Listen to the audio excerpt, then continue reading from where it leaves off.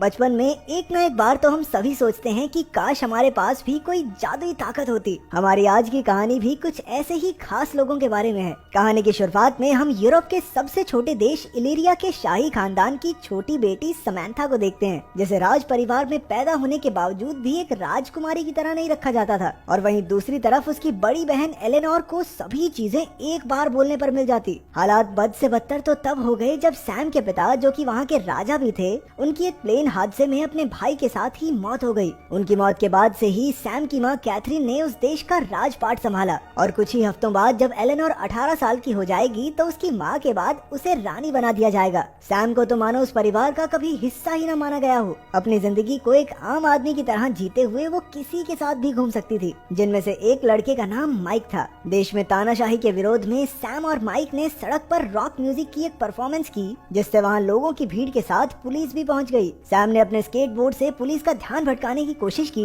पर एक traffic sign से टक्कर होने की वजह से पुलिस ने उसे धर दबोचा। जब उसे वापस घर लाया गया तब उसने अपनी मां को बताया कि देश के लोग सरकार से नाखुश हैं, पर कैथरीन ने तो इस बात को मानने से साफ इनकार कर दिया। अगली सुबह वो स्कूल में रोक्साना से मिली, जो उसी की तरह एक शाही खानदान की दूसरी बेटी थी। वो एक शांत मिजाज की लड़की थी जो अक्सर अपने आप में ही खोई रहती। रोक्साना को लाइव स्ट्रीमिंग करना बहुत पसंद था, जिसकी वजह से वो मशहूर भी थी। इसके बाद हमें एक हाई सिक्योरिटी जेल दिखाई जाती है, जहाँ पर 34 नंबर कैदी को अपने सेल में से एक कैपेसिटर मिला, जिसे उसने एक डिवाइस में लगाकर अपने गले में बंधा हुआ नेक कफ खोल दिया। ये करते ही उसकी सारी शक्तियाँ उसके पास वापस आ गई और वो उन्हीं शक्तियों से जेल का दरवाजा तोड़कर वहाँ से निकल गया। इधर सैम और माइक अपने म्यूजिक कॉन्सर्ट की प्रैक्टिस में लगे थे। माइक ने सैम को एक कॉन्सर्ट में साथ चलने को कहा और वो भी मान गई। तभी वो एकदम हैरान रह गया जब सैम को उसके मुंह से गार्लिक नान की स्मेल आई, जो उसने 2 दिन पहले खाया था। उस रात एलेनोर की रानी बनने से पहले की पार्टी अटेंड करते वक्त सैम को याद आया कि उसने तो माइक के साथ एक पार्टी में जाने का वादा किया था।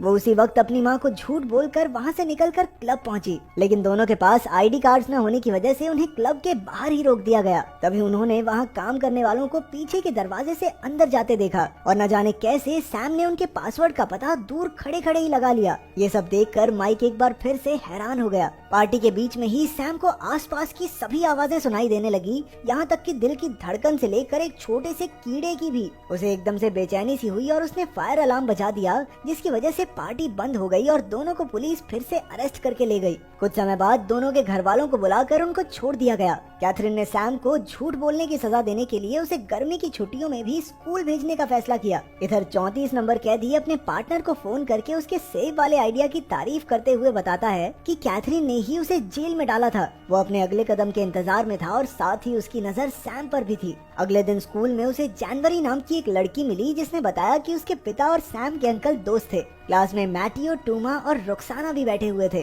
कुछ देर बाद प्रोफेसर जेम्स ने उन्हें बताया कि शाही खानदान के दूसरे बच्चे होने की वजह से उन सभी में बचपन से ही एक अनोखी शक्ति मौजूद है, जिसका उन्हें अभी तक अंदाजा भी नहीं। और इस बार गर्मी की छुट्टियों के दौरान उन्हें सीक्रेट सोसाइटी के लिए तैयार किया जाएगा। अपनी माँ कैथरीन को इस सीक्रेट सोसाइटी प्रोग्राम की हेड के रूप में देखकर सैम हैरान हो गई। कैथरीन ने सभी को बताया कि ये सीक्रेट सोसाइटी राजा या रानी पर आने वाले सभी खतरों से लड़ने के लिए बनाई गई थी, लेकिन अगर उनमें से कोई भी इसका टेस्ट पास नहीं कर पाता तो उसकी याददाश्त मिटा दी जाएगी, ताकि उन्हें अपनी शक्तियों के बारे में याद ही न रहे। उनकी पहली ट्रेनिंग में उन्हें एक पिरामिड तक पहुंचना था, जबकि पूरे कमरे में लेजर हथियार थे। जैसे ही टूमा आगे बढ़ा तभी उस पर एक तरफ से हमला हो गया। धीरे धीरे सभी आगे बढ़ने लगे और अपनी शक्तियों के बारे में जानने लगे। रोक्सोना के पास गायब होने की शक्ति थी। टूमा अपनी शक्ति से लोगों को काबू कर सकता था और इधर दूसरी तरफ सैम को बारीक से बारीक चीजें सुनाई और दिखाई देती थी, जिसकी वजह से वो बाकी सबके मुकाबले बहुत तेजी से टेस्ट को पास कर रही थी। पर सभी स्टूडेंट्स अपने पहले टेस्ट में फेल हो गए। इसके बाद जनवरी को पता चला कि उसके पास दूसरों को बस छू कर कुछ देर के लिए उनकी शक्तियाँ चुराने की ताकत थी और मैटियो कीड़ों को अपने वश में कर सकता था। अगले दिन सभी को उनकी शक्तियों के हिसाब से उन पर काबू पाने के लिए एक्सरसाइजेज दी गई। सैम को एक स्पीकर से भरे कमरे में ले जाकर आवाजों को ध्यान से सुनने को कहा गया। टूमा को एक चार्ली नाम के कुत्ते को अपने काबू में लाने का टास्क दिया गया। मैटियो को कीड़ों को पूरी तरह अपने वश में लाने का काम मिला। उधर रॉक्सोना को बर्फ और बारिश में अपनी शक्तियों का इस्तेमाल करना सीखना होगा। जनवरी को अपनी शक्तियों के दम पर एना से उसकी पानी के नीचे सांस लेने की क्षमता सीखनी थी। जेम्स ने बच्चों का टेस्ट लेने के लिए जानबूझकर सैम को जहरीला खाना पकड़ाया, जिसके बाद जनवरी ने सैम को अपना सेब खाने को दिया। उसी रात माइक के पिता ने उसे सैम को फोन करते देखा और न जाने क्यों बिना बात ही सैम से दूर रहने को कहा। अगले दिन सैम अपनी माँ से मिलने पहुंची, जिन्होंने उसे एक अंडरग्राउंड हेडक्वार्टर दिखाया। वहाँ बहुत सारी कीमती चीजें पड़ी थी, जिनमें से एक डीएनए बेस्ड नैनो डिवाइस था जो एक जैसे डीएनए वाले लोगों को टारगेट करता था। कैथरीन ने उसको अपनी शक्तियों पर काबू लाने के कुछ तरीके बताए। इसके बाद रॉक्साना को छोड़कर सभी बच्चों ने अपनी शक्तियों पर काबू पा लिया था। सिर्फ रॉक्साना ही आगे नहीं बढ़ पा रही थी, इसलिए जेम्स ने उसको इतने बिखरे हुए बालों में लाइव हो जाने की धमकी दी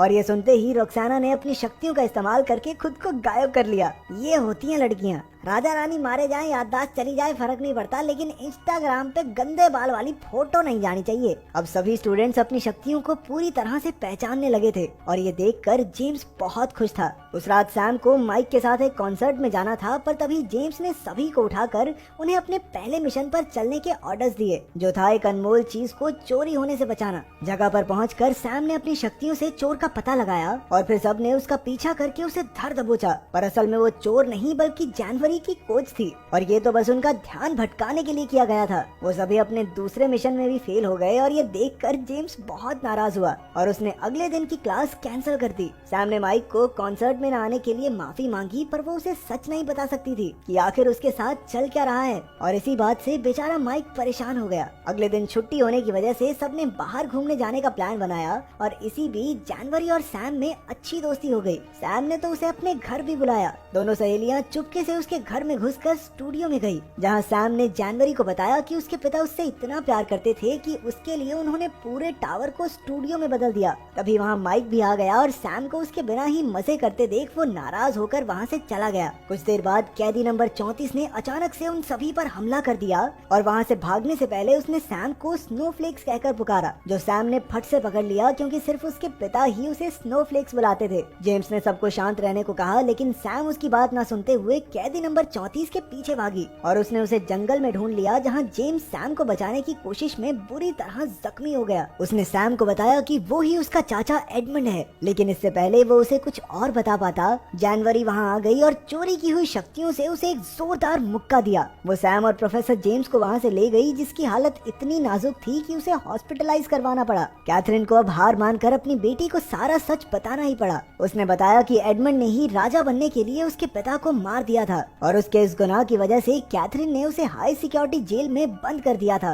सैम अपने चाचा से मिलने जेल पहुंची, जहां एडमंड ने उसे बताया कि वो दरअसल देश में तानाशाही को पूरी तरह खत्म करना चाहता था, ताकि सभी लोग बराबरी से जी सकें। उसे पहले तो लगा था कि उसका भाई राजा बनने के बाद कुछ बदलाव लेकर आएगा, लेकिन बहुत इंतजार करने के बाद भी कोई बदलाव नहीं आया, इसलिए उसने दिल पर पत्थर रखकर उसे मार दिया। इसके बाद वो अपनी बड़ी बहन से मिली, जिसने उसे विश्वास दिलाया कि रानी बनने के बाद वो इस देश में बदलाव जरूर लाएगी। उसने अपनी बहन पर विश्वास कर लिया और बाकी सब भी एलेनोर के राज अभिषेक में उसकी पूरी सिक्योरिटी का ध्यान रखने के लिए तैयार हो गए। उस रात सैम हॉस्पिटल जाकर जेम्स से मिली और उसने जेम्स से माफी मांगी। राज्य अभिषेक वाले दिन दुनिया के सभी शाही खानदान के लोग वहाँ पहुँच गए। टूमा उस दिन अपनी शक्तियाँ इस्तेमाल नहीं कर पा रहा था क्योंकि उसकी शक्तियाँ जानवरी ने चुरा ली थी और वो चुपके से अंडरग्राउंड हेडक्वार्टर्स में पहुँच गई। वहाँ जाकर उसने गार्ड्स को एडमंड को छोड़ने के ऑर्डर्स दिए और हमें पता चलता है कि एडमंड के साथ फोन पर कोई और नहीं बल्कि जानवरी ही थी। वो दोनों शुरुआत से ही मिले हुए थे। फिर उसने वापस जाकर अपने दोस्तों को अपना पीछा करने को कहा और उन्हें सेल में बंद कर दिया, लेकिन मैथ्यू ने अपनी एक मक्खी की मदद से सैम को सारी बात बता दी। सैम ने अपनी शक्तियों का इस्तेमाल करके एडमंड को ढूंढ लिया और उसका पीछा करने लगी। इधर रानी का राज अभिषेक शुरू हो चुका था और एडमंड ने वहाँ पहुंचकर एक नैनो डिवाइस फिट कर दिया, जो उन सभी लोगों को खत्म कर देगा जिनमें भी शाही खानदान का खून है। सैम को पता चल चुका था कि जानवरी उसके पीछे आ रही है। वो भागकर माइक के घर गई और उससे मदद मांगी। पहले तो माइक ने मना कर दिया, लेकिन जब सैम ने उसे अपना सीक्रेट बताया तो वो मान गया। दोनों ने फिर साथ में पहले जानवरी को पकड़ा, जिसने मान लिया कि वो एडमंड का साथ इसलिए दे रही है ताकि वो राज कर सके। इसके बाद उन्होंने बाकी सबको छुड़ाकर एक साथ एडमंड के खिलाफ लड़ने का प्लान बनाया। एडमंड का मानना था कि शाही खानदान के खत्म होने के बाद ही लोगों को असली आजादी मिलेगी। सैम, टूमा और रेक्सोना उसका ध्यान भटका कर उसे एक कमरे में ले आए, जहां पहले से ही एक डिवाइस फिट था, जिससे एडमंड की शक्तियां कमजोर पड़ गई। माइक ने तब तक नैनो डिवाइस को रीप्रोग्राम कर दिया, जिससे एडमंड उसके अंदर ही फंस गया। दूसरी तरफ राज अभिषेक बिना किसी परेशानी के पूरा हो गया और अब एलेनोर ही देश की रानी है। सैम, रेक्सोना, टूमा और मैथ्यू को सीक्रेट सोसाइटी में एक्सेप्ट कर लिया गया। प्रोफेसर जेम्स के ठीक हो जाने के बाद कैथरीन ने नई रानी को सीक्रेट सोसाइटी के बारे में बताया। रानी ने वादा किया कि इलीरा के लोगों को तानाशाही के साथ साथ एक सरकार बनाने का मौका भी दिया जाएगा ताकि सभी लोग पूरी आजादी से जी सकें। अचानक सभी को खबर दी गई कि जानवरी जेल से भाग गई है और अब उन सबको मिलकर उसे पकड़ना होगा। तो अगर तुम्हें चुनने का मौका मिले तो तुम कौन सी सुपर पावर चुनोगे, कमेंट्स में जरूर बताएं।